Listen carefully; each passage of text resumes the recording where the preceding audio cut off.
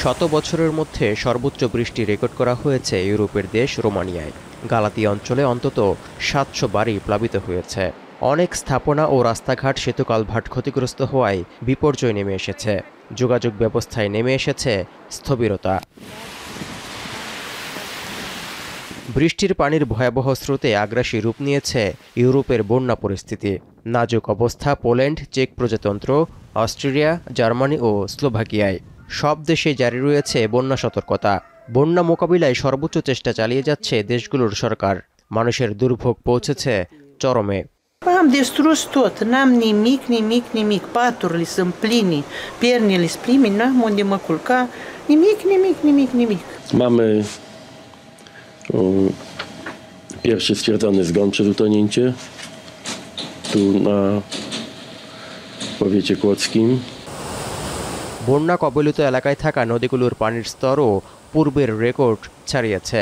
উদ্ধার কাজে ফায়ার সার্ভিসের পাশাপাশি এগিয়ে আসছেন স্বেচ্ছাসেবকরাও।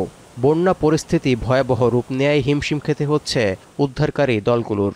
উদ্ধার কাজ চালাতে গিয়েও প্রাণ যাচ্ছে অনেকেরই। এতে লম্বা হচ্ছে প্রাণহানির তালিকা। Colegi la Progres Galați, am venit să ne ajutăm un coleg care e inundat. Suntem vreo 14. După o să ne mutăm la alt coleg mai în față care e inundat și el. Sperăm până seara să fie de folos.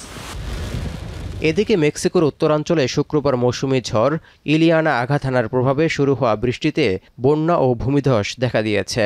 এরই মধ্যে 10 জনের বেশি মানুষের প্রাণহানির খবরও মিলেছে।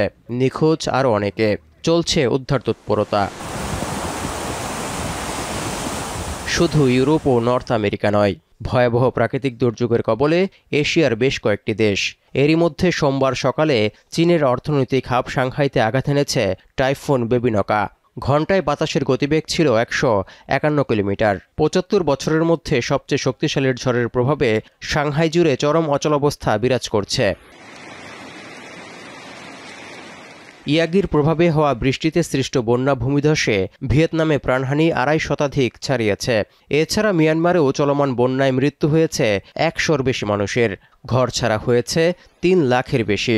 নিখোঁজ আরও অনেকে। বিপর্যস্ত এশিয়ার থাইল্যান্ড ও লাওসের অবস্থাও। তৌহিদুর রহমান, এখন বিশ্ব।